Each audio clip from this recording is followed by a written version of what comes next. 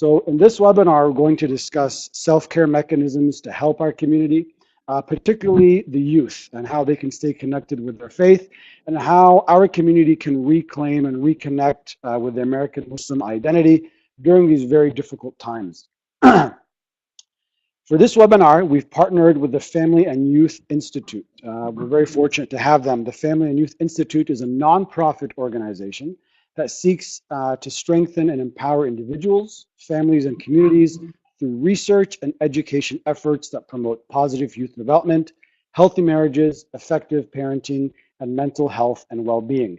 Their website is thefyi.org, Family and Youth Institute. I apologize, everyone. The computer keeps kicking me off regardless of what I do. But in any event, so we are joined by the Family and Youth Institute, specifically Dr. Madiha Tahsin. She is a research fellow and a community educator at the Family and Youth Institute. She's a PhD in applied developmental psychology from the University of Maryland. She also has a master's in developmental psychology, also from the University of Maryland, and a bachelor's in psychology, you guessed it, from the University of Maryland. She's also a research coordinator at the Kennedy Krieger Institute. She also conducts postdoctoral research at the, you guessed it, University of Maryland, conducting mixed method research study on the experiences of Muslim American youth. In the past, she's been on the Maryland Office for Refugees and Asylums, and she also does prevention research branch of the National Institute of Child Health and Human Development. She's been a community organizer for more than a decade, and she's also an executive board member of Stones to Bridges, which is a nonprofit organization that provides an anonymous online platform for Muslim youth to address their emotional, social, and behavioral needs. Now, I'm tired just talking about Dr. Madiha's qualifications, so thank you so much for taking time out of your evening to join us. It's a real pleasure to have you on. I will now pass the mic over to you. Hopefully the internet and your computer will be kinder to you than they have been to me so far. Inshallah. Jazakallah khair. Assalamu alaikum, everyone. Can you guys hear me okay? I can hear you fine, yeah. Okay, great. I think the biggest qualification that you didn't mention is that I am a parent of 3 young children. So I'll be talking a lot today kind of from that perspective of how I feel as a parent and what I think can help a lot of us that work with youth, both as parents as well as youth leaders. That's kind of where I'm coming from in this presentation, inshallah. So I want you to imagine, that you're home with your kids. It's a normal routine weekday. You go upstairs to put the laundry away, right? Just like you would do on any day. You go to your daughter's closet. Let's pretend she's in 5th grade, maybe 9 to 10 years old, right? You open your closet and to put her clothes away, and you notice 2 knives that are kind of tucked away behind some clothes. How would you feel? What would you think would go through your mind if you saw that? You might be in shock that your 5th grader would have knives there. Maybe you're a little bit confused. Maybe you're angry, thinking that's very dangerous. So that's a real story that happened to a friend of mine, and we'll get to the conclusion in a minute. But do you know what her daughter told her when she asked her? She said that she had them just in case the government or Trump's people were coming to look for us. Can you imagine, right? Your 5th grader is telling you this. So now how would you feel knowing her explanation? Would you be more upset, more worried? What kind of conversation would you have? That's kind of what I'd like to address today, inshallah. My son, he's in kindergarten. He goes to a Muslim school that's connected to a masjid. So I go to work every day worried that I'm going to get a call at any minute that someone, yet another masjid is on fire and that, another masjid has been burned down to the ground. Just like Brother Hazan said, I'm always worried about walking out at night alone or even to get gas or coming home from someone's house. And those are real fears that many of us experience and that many of us have. And or it can we can use that, we can choose to use it and channel that energy into positive action. And so it's kind of was mentioned before a little bit, so I won't go through it in detail, but I wanted to give you a little bit of insight into what the FYI does. So, we are a research and education institute. Our goal is to really help you and families live health lives in various contexts. And so we do that by researching issues, educating individuals, and then empowering communities to really help themselves. So in light of, for example, the recent Trump election, one of the many resources we developed was a post-election toolkit that really provides a lot of great resources for coping and really thriving during this time. So not just surviving, but actually thriving. This can be found in the FYI, our website, the FYI.org, which I've also mentioned on the website there, so you got on the slide, so you guys can write that down. In today's discussion, I'll talk a lot about some of these tips from this toolkit, but as you can imagine, there's a lot more in the toolkit that I won't be able to cover. So I really encourage you to join our email list and our Facebook and Twitter social media, so that we really do send out stuff every day, and you can learn something new every day, inshallah, and empower yourself to really thrive in our current environment. Dr. Madiha, if I may emphasize that FYI is a research-based institution. So findings and the recommendations that you have are all grounded in research. And I've actually seen some of your literature a few years ago about the Muslim community, and the research is very shocking, very revealing. At the same time, there are things happening in our community at a scale that none of us imagined. And so that's where the research comes in. It's very eye-opening, and I think that gives a lot of credibility to the organization.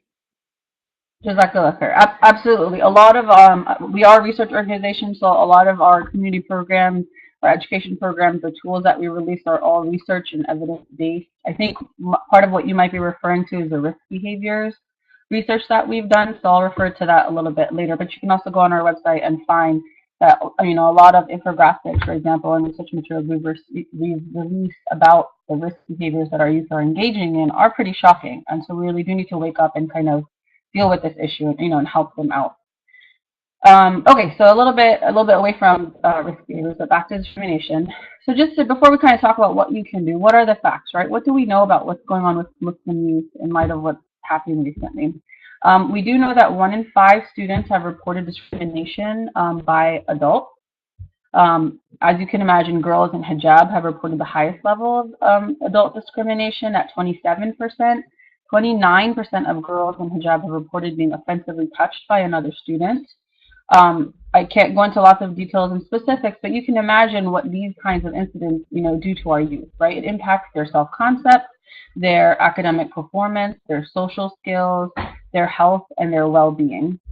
And what's even more shocking is that only 42% said that, I'm sorry, my son walking by, just one second.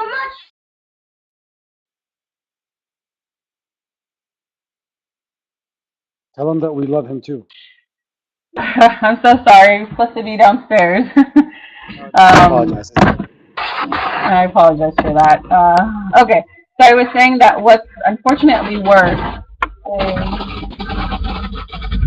sorry, just taking the vacuum down. I'll mute it for 1 second.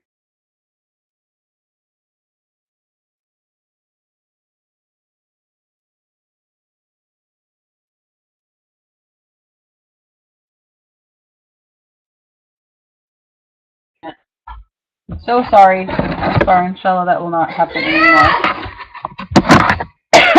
Okay. Unfortunately, what's worse than these experiences that they're having is that when asked about how they kind of dealt with it, only 42% said that they were able to report this to an adult and that would actually make a difference. So what's going on, right? Why do they feel like they can't come to us, and why don't they have faith in us? Maybe they think that they don't have a connection with us. Maybe they think that we won't be able to do anything that will actually make a difference. In my presentation today, part of what I will focus on is that relationship, right? When we don't have relationships with the youth as the mentors in their lives or as the parents and youth workers in their lives, it really increases the chances of them engaging in these risk behaviors that we were kind of talking about before.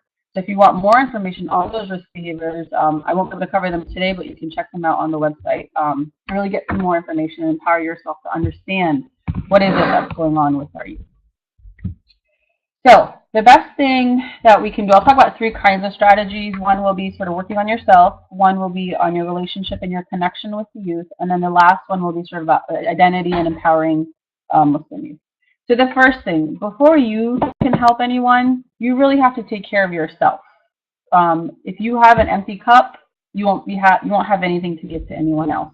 So the first thing really to do is kind of what you see in the top of this triangle. Your immediate coping skills, your day-to-day. So the first thing that I remember I did right after the election was I totally unplugged myself from social media. I just took a break from everything because it wasn't going to change what happened. And I just needed some time without being bombarded about everything that was going on. So you really need to engage in those sort of immediate coping skills, things that you're doing on a day-to-day basis. Your inner speech is really important, how you talk to yourself about what's going on. Change that and that more positive to give to the youth in your lives. And then there's also more daily things that you can do, kind of in the middle of this pyramid right here. These are things.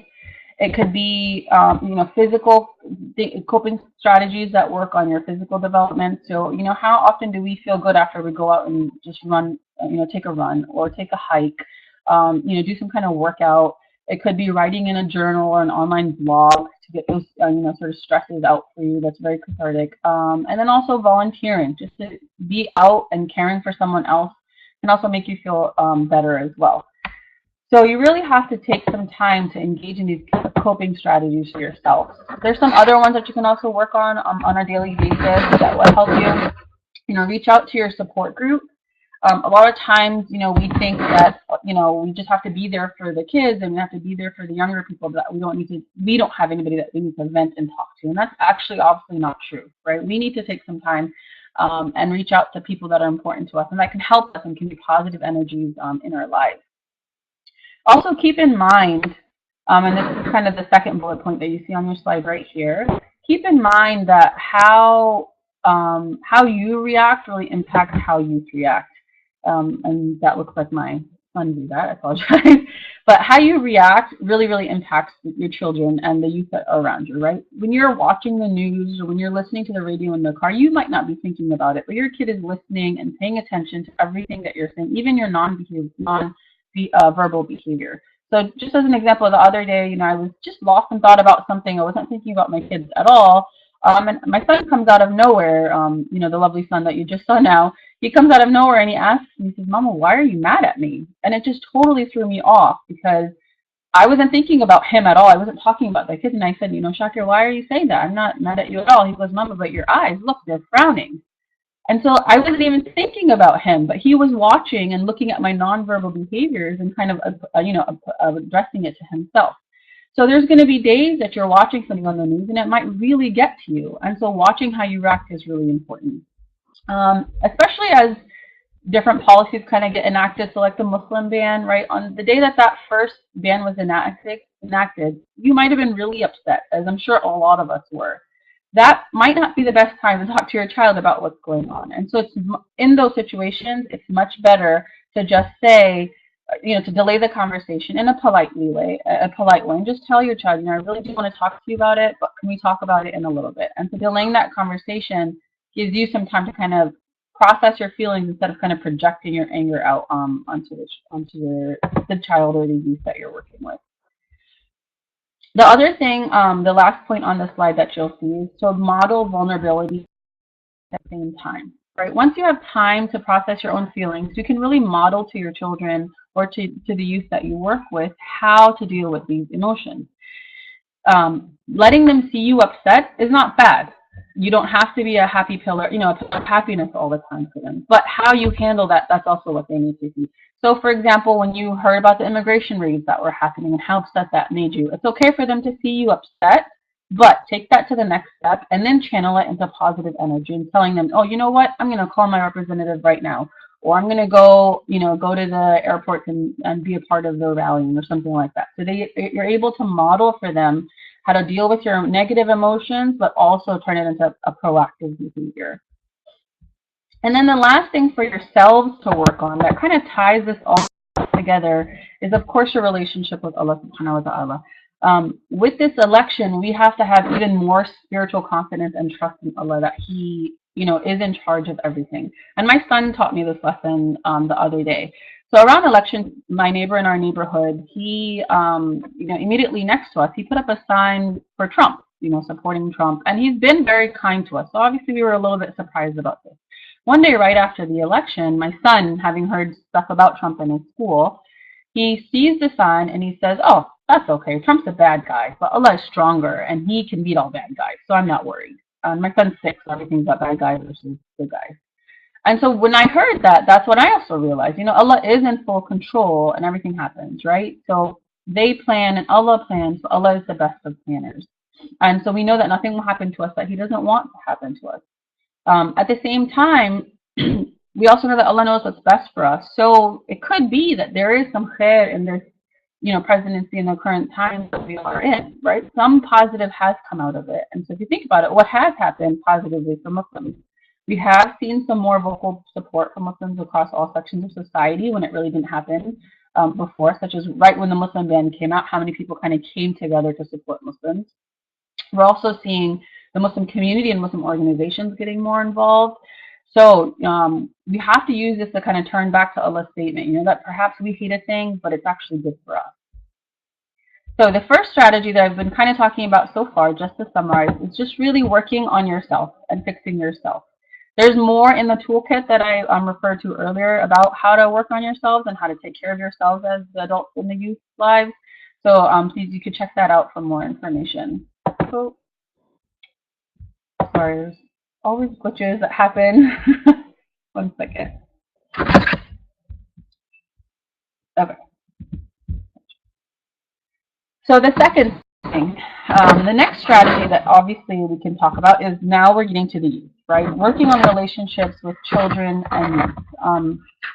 Remember before when I said that only 42% of youth felt like they would be willing to report a problem to adults, right? So how do we become the ones that they come out and ask for help?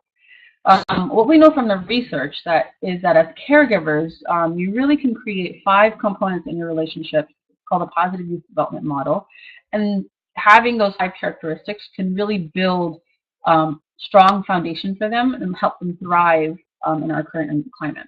I'm going to focus on connection in this presentation, which is the foundation sort of positive and healthy development for youth. The basic foundation children need is positive relationships in their lives, right? Both with parents, but also with friends and with mentors and the teachers and the masajid and communities in their lives, right? They need to know that people love them and care for them. So if you think about the Sira, and when the Prophet ﷺ, delivered his message, he first connected with people on a very basic level and had a strong sense of relationship with them. And then he shared his message. So we're kind of going to do the same. We kind of need to work on the same thing with our youth. I wanted to show you a quick video that I think really highlights some really good ways to have to build a connection and to build a strong relationship with youth. So inshallah, we'll switch to that really quick. I will let the moderator make that switch, inshallah, and then we'll come back.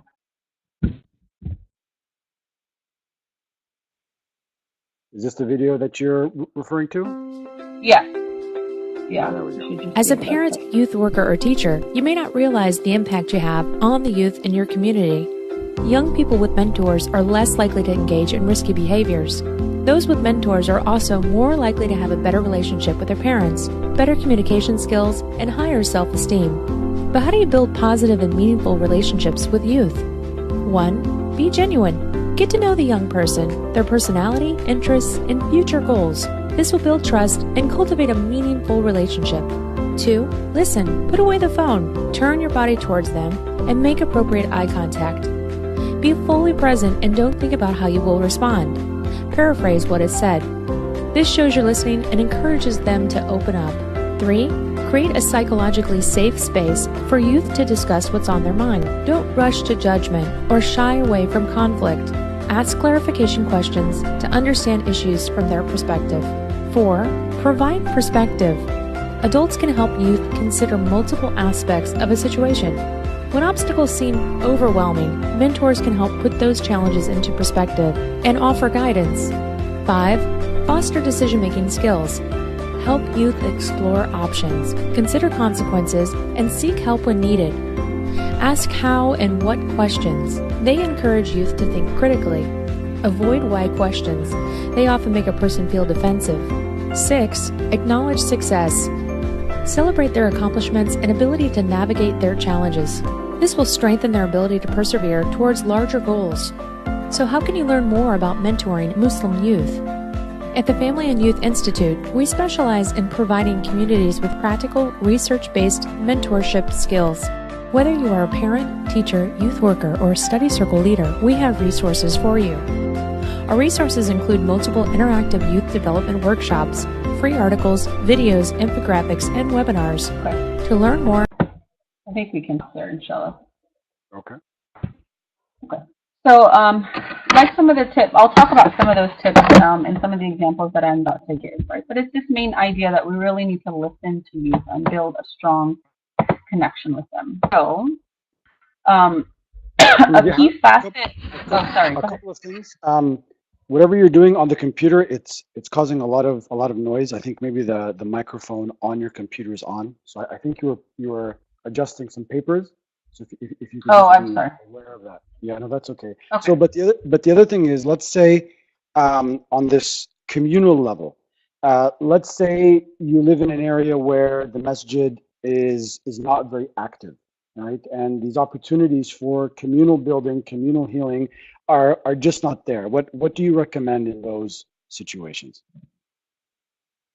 So in situations where we don't have very active Muslim communities, one of the things that I talk about is it's not just about, right now I'm talking about the relationship that you have with youth, right? So it could be mentors in their lives, it could be, teachers, it could be parents.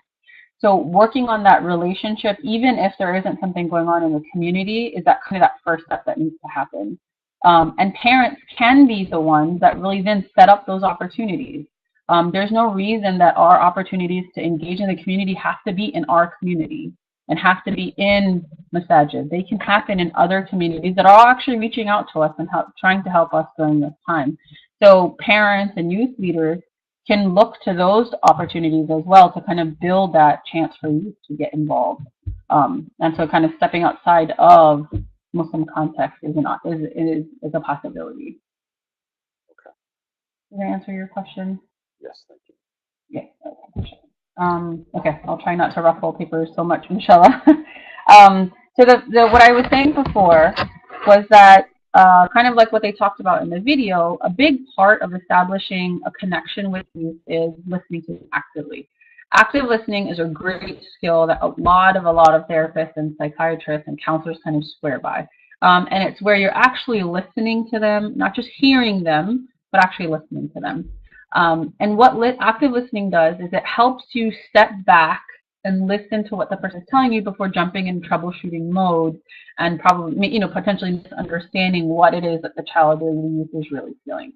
So, and that's your goal. Your goal is to really understand what it is that's going on with them. So let's go back to that example I gave when I started with.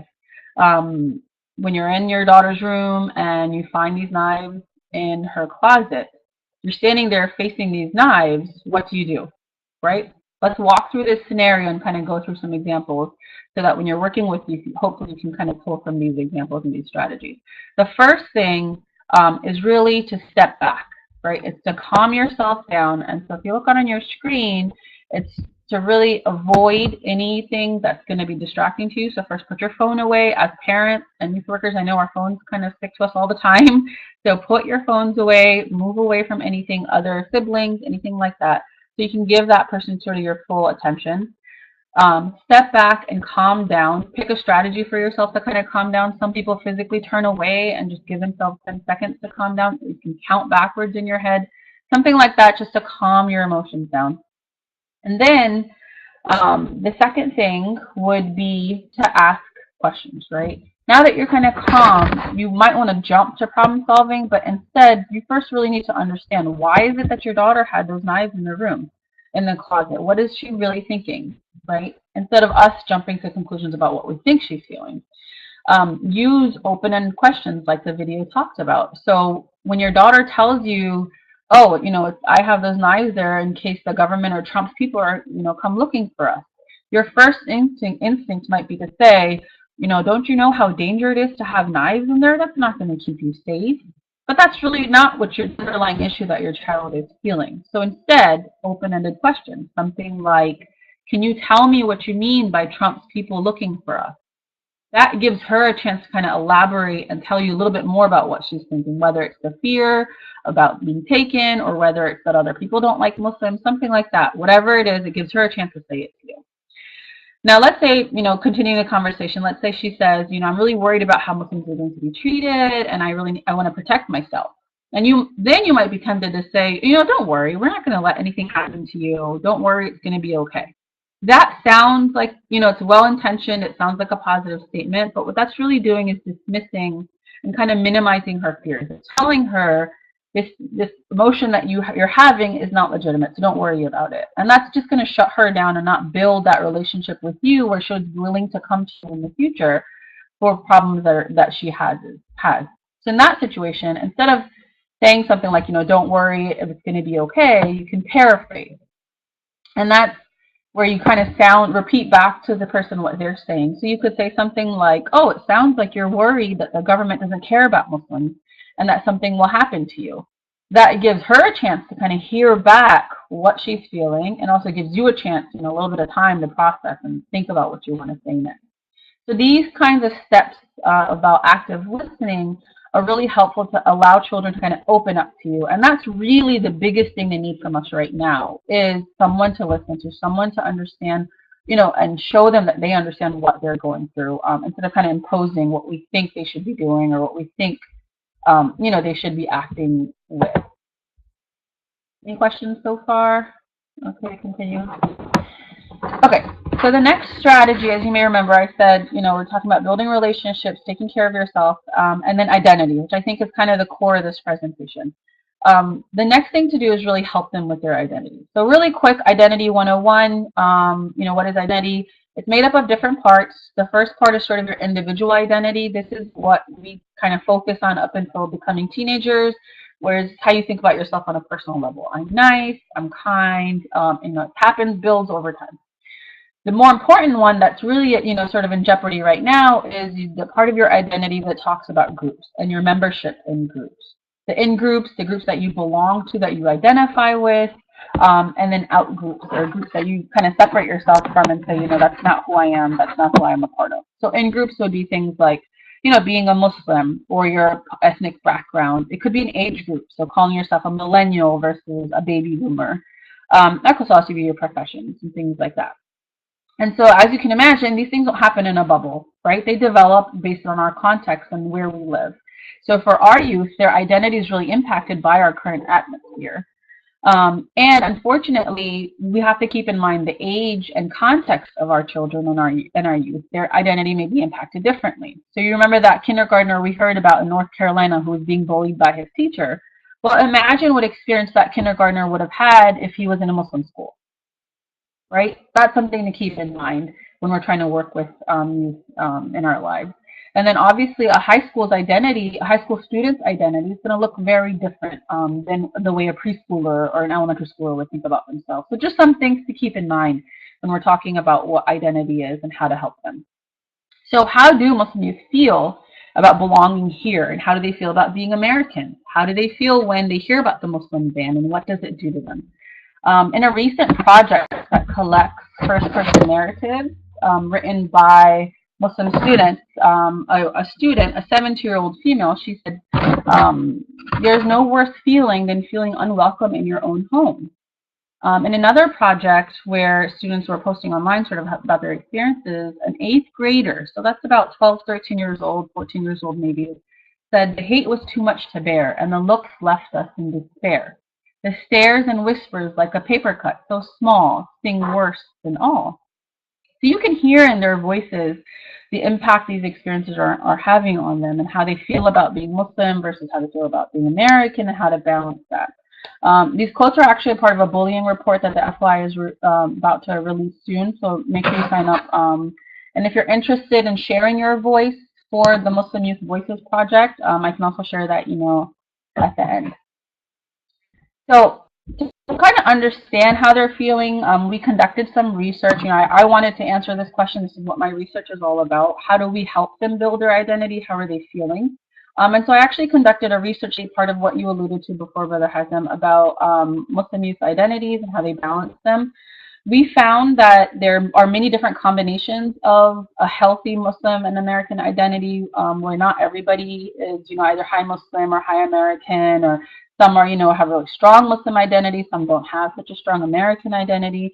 And of all those different kinds of identities, we found those youth that were doing the best, which means they had the highest well-being, the highest satisfaction with their lives, were youth who really reported strong connections to both Muslim and American communities or American groups, or Americans in their life. And so when they were encouraged to explore both, they did the best. So using that information, what can we do in our current time right now? The first thing is to really let them have have a positive connection to being Muslim.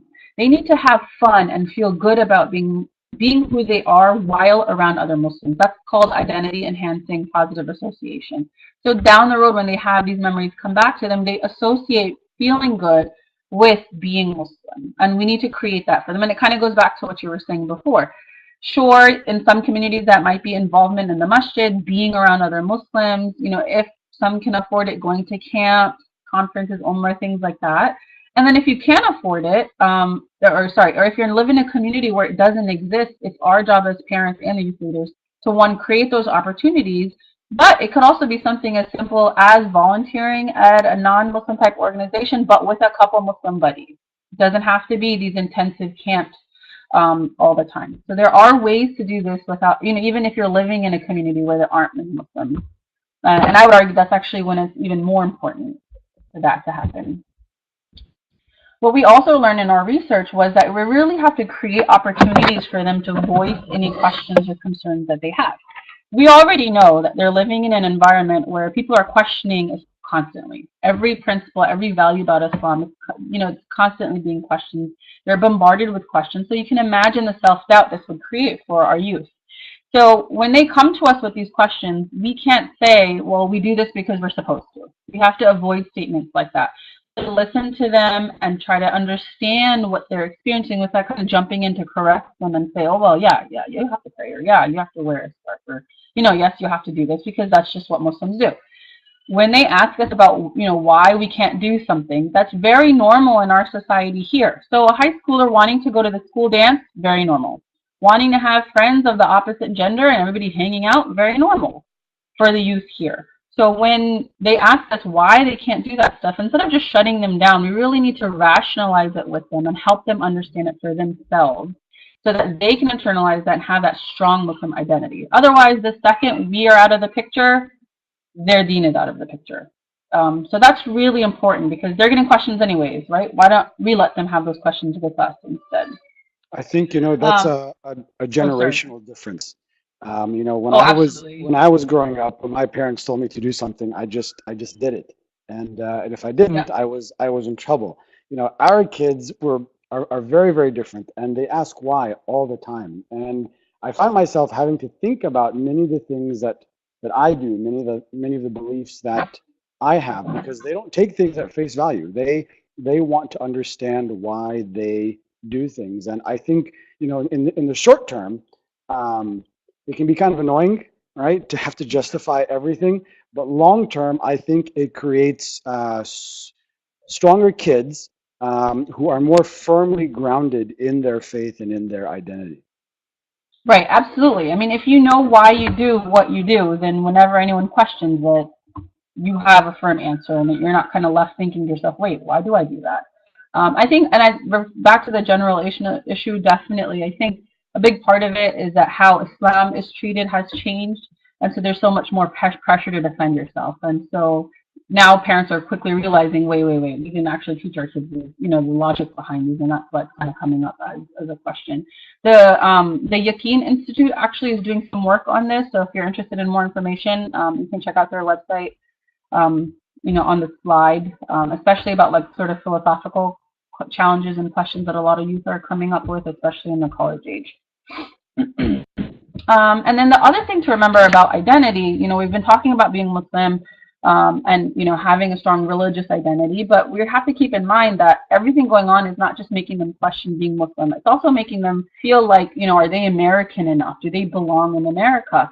And that's really stressful, especially for youth who they don't know any other home. being American is who they are. It's a part of who they are. And so we really need to help Muslim youth be Muslim in America. And so some of the different ways to do that is, first, let's teach them that, hey, Muslims have been in America since the beginning. It's not something that's new here. We can talk about how integral and Islam and Muslims have been in building America. Muslims served as the early guides for explorers. Let's talk about that. Our Black Muslim brothers and sisters, their ancestors' sweat and tears literally built our country. Let's talk about that. Let's pass on this knowledge, especially about Black Muslim history, to show them that these are struggles that people are facing even now to this day, and also to show that being a Muslim in America is not something that's only recent. We have been here since the beginning of time, and we are as American as anyone else. And then follow that up with, now let's participate in America now, right? So one of the ways to do that for youth specifically is to really show them how to participate in healthy and acceptable American cultural practices. And you'll see on the slide, I put pictures up of a football team and also of Ibtihaj Muhammad, both of whom had to kind of figure out how to fit being Muslim with something, American that they wanted to do, such as participating in sports. So if you're a parent, advocate for your child to kind of balance uniform issues with hijab, for example, or to work around practices in Ramadan. Those are things that you can do now to show them that you can still be an active American participant. And we'll talk about civic engagement as well, as that's also very important. So the last thing I really wanted to talk about really quickly about identity, and inshallah then I'll get towards the end of the presentation, is that sometimes this might not be enough. There are additional supports I wanted you guys to have access to. There are other adults that can help them and other mentors that might help them. Stones to Bridges is an online professional counseling platform, so you guys can check that out.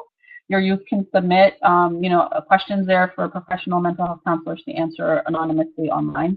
Amala Hopeline and Nasiha are both online hotlines that can be called. Nasiha actually also has an online chat function, so that's pretty awesome, I think, and very helpful for you, inshallah. The last thing I really just wanted to talk about, so we've talked about taking care of yourself, we've talked about having a strong connection with youth, and we've also talked about their identity. And the last way to kind of bring this all together is to empower our youth.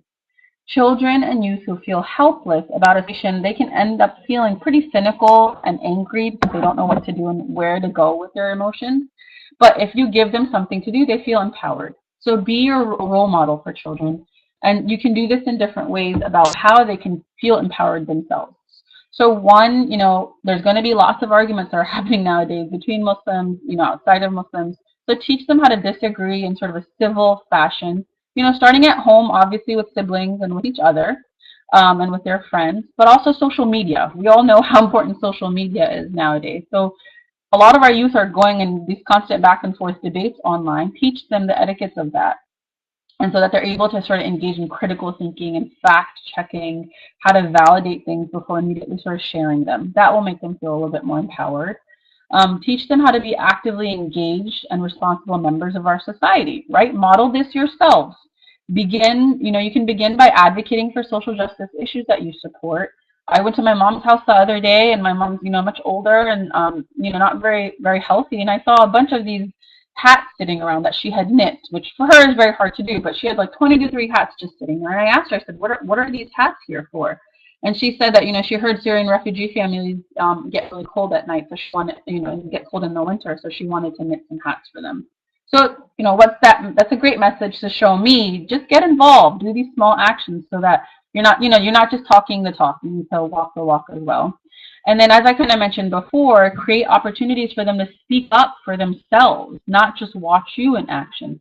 So that story I talked about with my my friend's daughter that had the knives in her closet, what did she do? She actually, that was around the time that the Muslim ban had first been passed and the airport rallies were happening. So she actually took her daughter and her other kids and attended the rallies, and they made signs and they participated. And she thought that was really helpful for her to see that, yes, I'm scared, but I also can do something about it. The other thing that's really important to remember is to teach about racism, right? Let's teach our youth about having an anti-racist perspective, right? Bigotry, it shouldn't be tolerated by anybody, especially ourselves, and especially within our communities. So lead by example, right? Do you talk about other issues other than Muslim issues? Did we as adults care in our families when the immigration raids happened that didn't affect us? If we empathize with all these other causes that are going on, such as Black Lives Matter, or homeless shelters, or the immigration raids, or building the wall, all of those movements, if we talk about that and model compassion for that, then we'll work towards kind of eliminating this racism that exists even within our own families. Muslim Art, which is the website I've kind of put online. Actually, Dr. Madiha, if I could mention, that's one of the best ways for us to connect with other communities is when Muslims step out of their comfort zone and help people in other demographics and other groups that are being attacked in one way or another. You know, we're very fortunate in the Muslim community. We have a breadth and depth of talent. Muslims in America are very skilled, they're very well educated, and they're capable of doing a lot of things. And, you know, the best way that you can create empathy for yourself is by having empathy and taking action for somebody else. So I recently learned my best friend from college, one of my best friends from college, who's Jewish actually, and he's an attorney living in Houston. He took on a pro bono case for a boy from Guatemala who was trying to be reconnected with his mother who lives in the US. So he got to know the Guatemalan community a little bit. And you know, they're just as worried about being deported as Muslims are. And so when he goes to get to know some of these families and he gets to know this community, he tells me, Hazem, there is an entire community that does not come out of their house because they're afraid that they're going to get deported by ICE. Right? And this is something that doesn't make the news, right? We don't know that there's an entire Guatemalan community that maybe are not here fully legally that are afraid to come out of their house, right? Now that's something that should concern us as Muslims, regardless of where we are from. And the Prophet, sallallahu the way he created love and compassion for Islam and for Muslims was through social justice. This is what attracted people to Islam early on. It wasn't just La ilaha illallah, it wasn't just monotheism. That was actually nothing new in Mecca at the time.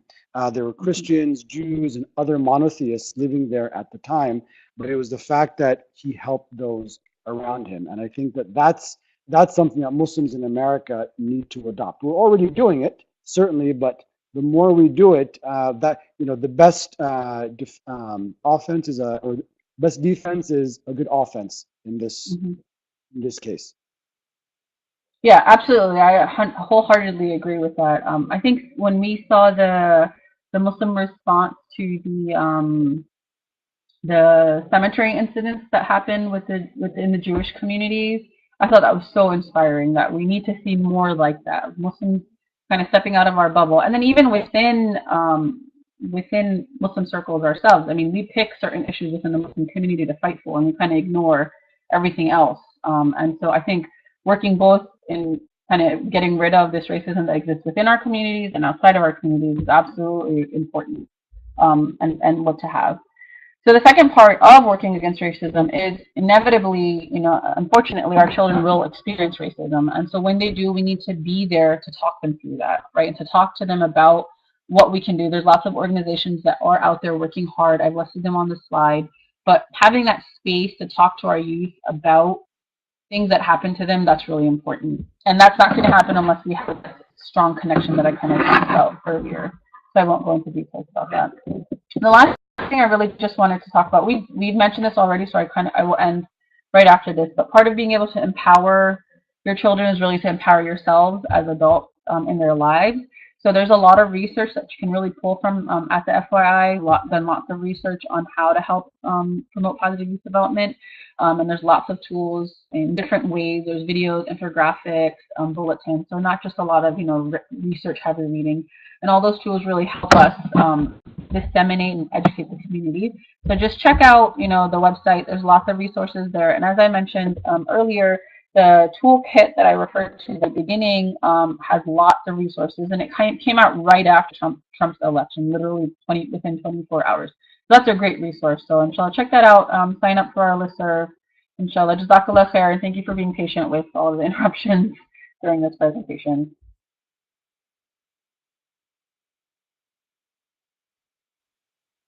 Dr. Madiha, thank you so much for that wonderful presentation. I encourage our listeners to submit their questions through the chat, and I'll ask a few questions of my own until we start getting in some questions from others.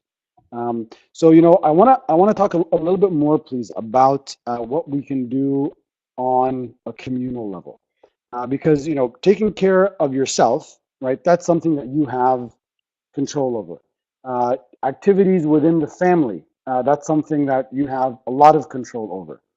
It's when it gets to the communal level where no one person has a lot of control, right? Some communities are very active and very organized, and some communities are not.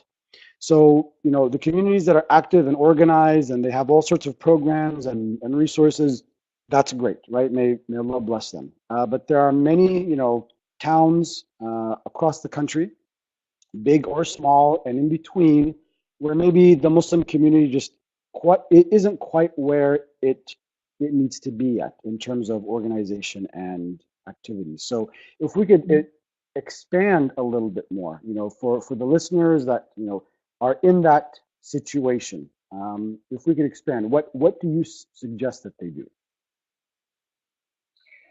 So, what should youth or communities do or individuals who are in communities that aren't very active, or don't have kind of things together as well as they should? One thing I think we need to acknowledge that there are physical communities and there's online communities. So even in communities that aren't very active, if we could find some way to really tap and bring together their online community, I think that would be a step. Our youth spend how much time online? We can't even count it nowadays anymore. I was reading a statistic that they spend more than 8 hours on technology at a bare minimum, and send more than 600 text messages per day. So if we can, have some sort of online campaigns and online platforms set up, I think that would be helpful. And that's kind of why I mentioned those resources before about like the online counseling or online chat. I think those are, and even just regular online forums for youth to just come on, being able to discuss things back and forth with their peers or with other adults. I think that would be really helpful. That would be one thing. Also, sort of collaborating, as I mentioned before, with non-Muslim organizations. I mean, if you're living in a community where the masjid is not very involved, and if you feel like you can't get very involved or can't initiate anything, there's nothing to say that you can't make relationships and connections with people outside of your community, and to get people a little bit more active and kind of inspired to start something within your own community. One of the things in our masjid, when I first started here, moved to Baltimore, we didn't have much going on, and we used to do Chili Bowl Sunday. And it was just something to do on the same day as Super Bowl Sunday. If you're not watching football, have chili, a lot of chili. A lot of different moms would come together, cook chili, and give them out at homeless shelters. And eventually that progressed, and people saw that it was very positive, and it built into some positive action. So there are ways to kind of collaborate with people outside of your community to make that change happen as well. So we have one of our online questions. What can organizations such as ISNA do, or perhaps other organizations, to help empower Muslim college students who may not have much support from the college administration and have a low number of Muslim students to begin with? I'll let you start, and then I can add. So because they specifically asked about ISNA. Okay, here's a good question. So what can ISNA do to help empower college students?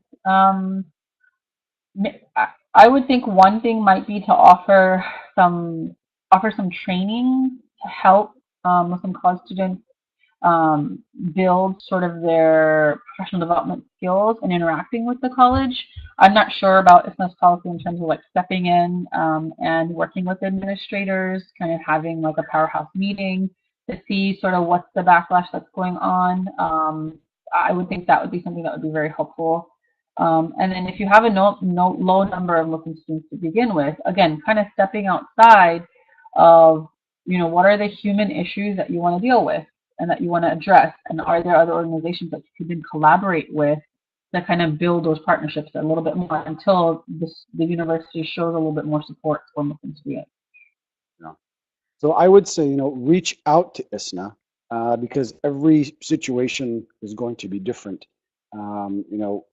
Having an unfriendly administration is very different than having a low number of Muslims, and right. So these are very different types of issues. It's difficult to give an answer that will address every issue. I will say this: please reach out to us. I'll do whatever I can to help. We generally don't focus on college students, but we'll do what we can nonetheless. Because ISNA, we have MENA, the Muslim Youth of North America, which is actually an ISNA program. And then the MSA, the Muslim Student Association, usually takes over college age, and then after college, hopefully they will come back into ISNA. But we'll certainly do whatever we can. We have some online resources on our YouTube page. Other organizations like the Family and Youth Institute, many of the organizations that were mentioned here, your local care chapter, all of these I think are good resources, whether you've got somebody actually there in your city at your university or an online resource. Everybody is just a phone call away or just an email away. So there's a lot of tools out there, and I would encourage you to explore and certainly see if your university or college has any Muslim professors or even professors of other faiths that are empathetic. I think that could be a very good starting point for you. So we just have 5 minutes left. Dr. Madiha, do you have anything that you want to address that maybe wasn't in the presentation? I think the main thing, when we're thinking about, I'm an identity researcher. That's at the heart of what I do. One of our research projects that we're working on, it's called sort of a daily diary study where we, page Muslim students randomly throughout the day. And then when they get paged from us, they have to answer a few questions about who are you with right now and what are you doing? Are you with Muslims, non-Muslims, things like that. So we look at what is it that's making a difference. And, a lot of research is showing that when you're around Muslims is not the only time that you feel great about being Muslim, especially living in America, being around a lot of the research for other immigrant populations. So this research, the daily diary research kind of comes from Chinese immigrants and Korean immigrants in Chicago. And there's research shows that being with peers in general, as long as it's positive, was very helpful for feeling, secure in who you are. So I think I always stress that, yes, we need to be around Muslims. Yes, we need to support Muslims, but you are living in a society that's not just Muslims. And so learning how to make that connection and that bridge that gap for yourself is going to be really important because you kind of pick up from that. I mean, how often do we hear, I always hear my parents all the time, if I was wearing something they didn't approve of, oh, that's so American, it's so modern. And, we have to kind of get away from those negative connotations for being American, especially for a lot of our youth who, for example, are converts or Black Muslim youth who that is who they are. It's not an immigrant situation. So yeah. There's one walk away would be that. I think the circle of friends that you're surrounded by is very significant, especially for youngsters, where social acceptance becomes very, very important. When you're younger, you look for acceptance from your parents, and as you get older, that becomes less and less significant, right. And you're looking for social acceptance, especially from your friends. And so I think it's important for us to know the friends of our children. Are they good people for them to be around? Do they have diverse friends? I mean, I was very fortunate at the high school that I went to. I had my best friend, one was Chinese, one was South Korean, one was Jewish, several American friends. I mean, you name it, we were a diverse group. And so, my Muslim identity was just one of many identities, right? I didn't stand out in that sense. And they were very accepting of who I was, and I was very accepting of who they were. So I think that's a very good point. Make sure that your kids are surrounded by a circle of friends that are very positive in their outlook. And as you mentioned, it doesn't have to be Muslim friends. Yeah, I think growing up, my non-Muslim friends were actually better people than my Muslim friends. I think, our research on risk behaviors, because everything is so taboo and hidden, no one wants to talk about it. Muslim youth are still doing things other teenagers are doing, and it's just that it's hidden. But among circles of Muslim friends, it becomes a lot of pressure, and a lot of hiding, and a lot of things that you just would not believe. And so for that reason, a lot of times it's just safer and better to have friends that are not Muslims for that reason. I mean, aside from the fact that, it's not like if you're not Muslim, you're not a great person. And so it's about having friends that have core, strong values and foundational values, and that'll help you, regardless of what situation that you're in. So I think we have time for one more question. We just got one more. I am one of the MSA leaders at my school. However, a major problem that we are having is that not many people show up. What can we do to increase attendance? We've tried hosting game night, ice cream socials, and different speakers, but none of them have worked so far. Ooh, even if ice cream didn't work, this is a tough one. The crisis. Yeah.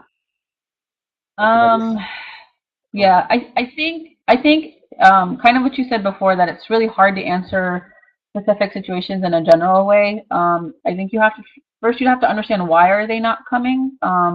Are they not coming because you're in a place where they're just low numbers to begin with? There isn't diversity.